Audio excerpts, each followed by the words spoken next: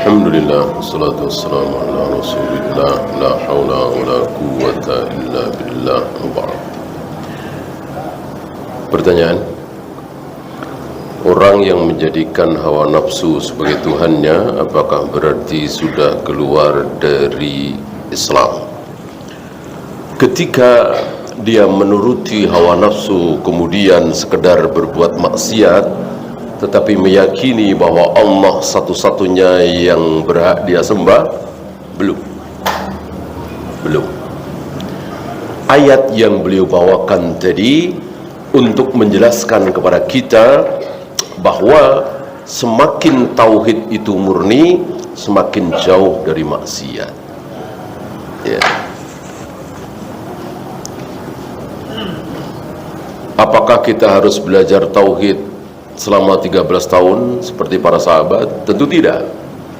Jangan kita seperti satu kelompok yang sedang ramai bahwa kita mengulang sejarah gitu.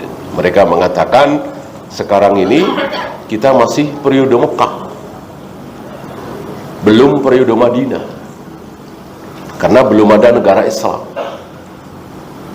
Madinah sudah ada negara Islam, Mekah kan belum ada. Nah, ketika periode Mekah belum wajib sholat, belum wajib puasa, ya.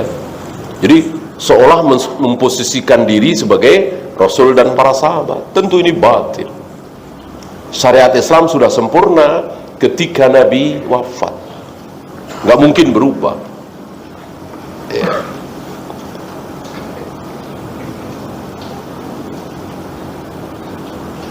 Apa saja bedanya masa idah wanita yang dicerai dengan wanita yang ditinggal mati suami? Sama. Tidak keluar rumah, tidak berdandan, tidak boleh menerima lamaran, belum boleh nikah, dan seterusnya. Yang beda apanya? Yang beda waktunya. Kalau dicerai berarti 3 kali haid atau 3 kali suci, ada khilaf di sini. Kalau ditinggal mati suami 4 bulan 10 hari. Baik buruknya pemimpin adalah cerminan keadaan rakyat. Bagaimana dengan Hajjaj bin Yusuf? Ujian. Jadi rakyat hari itu yang terdiri dari siapa? Terdiri dari sahabat dan tabi'in, diuji oleh Allah dengan kepemimpinan Hajjaj bin Yusuf. Itu bukan pimpinan tertinggi kan, bukan khalifah tapi amir. Dan para rakyat lulus. Nggak ada cacian, nggak ada makian, nggak ada demo, ya. Nah, maka Allah matikan Hajjaj bin Yusuf yang sangat dolim itu, ya. Nah, tidak selang lama Allah berikan hadiah yang luar biasa yang berupa Umar bin Abdul Aziz, ya. Tidak bisa disimpulkan berarti di zaman Umar bin Abdul Aziz lebih baik dari zaman Hajjaj bin Yusuf, ya. Tidak bisa disimpulkan seperti itu. Ini kan ujian, ya.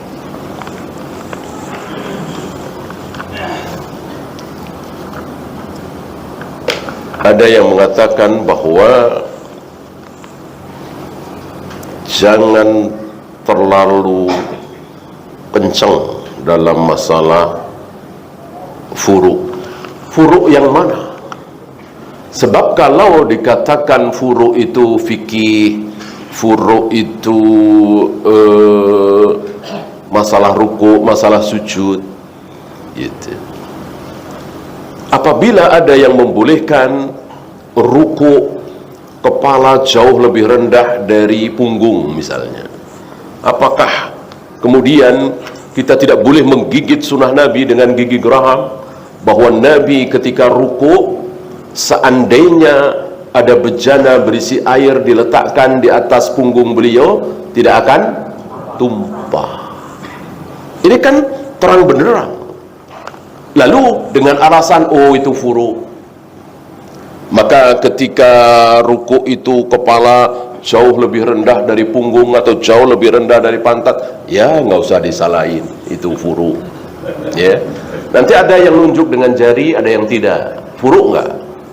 Ya furu juga kan. Patut kita biarkan? Ya, nggak apa-apa. Nunjuk bagus, nggak nunjuk nggak apa-apa. Walaupun sedang tasahud. Ini bagaimana ini? Ya, nanti ada lagi furu. Salam itu nggak harus kanan dulu, kiri dulu nggak apa-apa. Baru kanan. Ya, furu juga kan? Nggak boleh kita bersembelewas seperti ini. Ada pendahulunya enggak? Kecuali turun sujud, dengkul dulu, apa tangan dulu nih. Oh, ada pendahulu kita. Walaupun tetap kita boleh memilih mana yang lebih kuat, lebih roji, tapi tetap kita tidak saling membid'ahkan gitu. Jadi hati-hati ya. Daripada membahas seperti ini, lebih baik tekankan ucapan Nabi, addu 'alaiha bin nawajid. Gigitlah sunah-sunahku dengan gigi geraham. Berarti kan kencang gigi geraham. Artinya yang bukan sunnah Nabi tinggalkan, jauhi, dan jangan ditolerir. Bolehkah penjual menawarkan barang dagangannya dengan harga yang berbeda? Boleh untuk orang yang berbeda ya. Ada orang datang, berapa Pak? 1 juta. Ada lagi yang datang, berapa Pak? 1,2. Padahal barangnya sama. Itu hak penjual, hak pedagang gitu. Yang tidak boleh ke orang yang sama dengan alasan ngutang ya. Berapa? 1 juta kalau kontan. Kalau ngutang nyicil 1,5. Nah, berarti ini mendapat keuntungan dari piutang. Mendapatkan keuntungan dari piutang apa? Ainur riba, inti riba di situ. Ya. Oleh karena itu kalau memang mau kredit nggak masalah. Nggak masalah, tapi satu harga. Aisyah membeli budak bernama Barirah itu dengan kredit, nyicil, tidak kontan. Bolehkah? Boleh.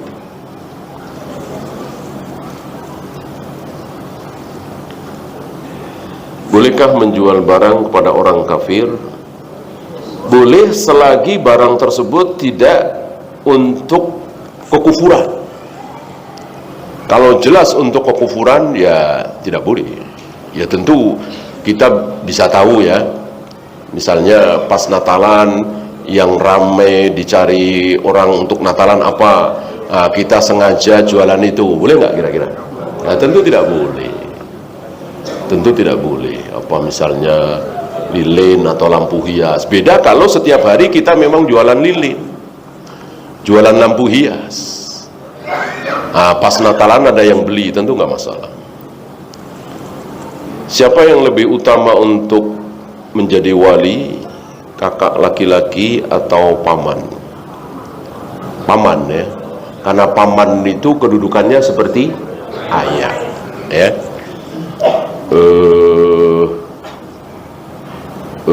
Pertanyaan Nabi Yakub kepada anak-anaknya, ma ta'buduna min ba'di, kalau aku mati nanti kalian akan menyembah siapa? Dijawab, akan menyembah Tuhanmu, Tuhan ayahmu Ishak, Ismail. Padahal paman ya, tapi disebut ayah.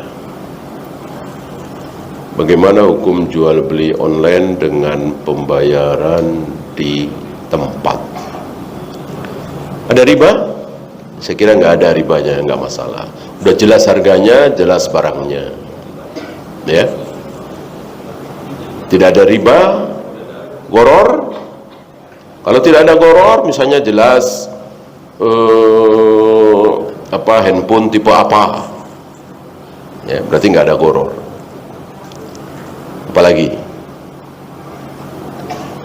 ada berapa? Ada 5 kan yang tidak boleh ada. Riba, gharar, apalagi maisir itu kalah menang, judi. Saya kira tidak ada, ya. Kemudian khiyar, ada khiyar nggak? Saya kira ada, ya.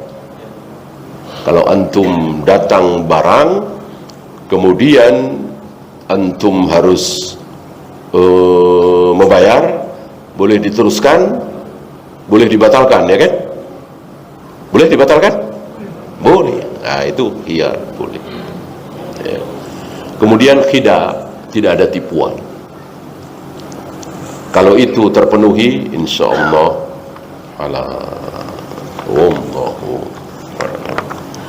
habis. Kita akhiri.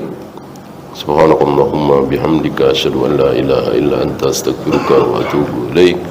Assalamualaikum warahmatullahi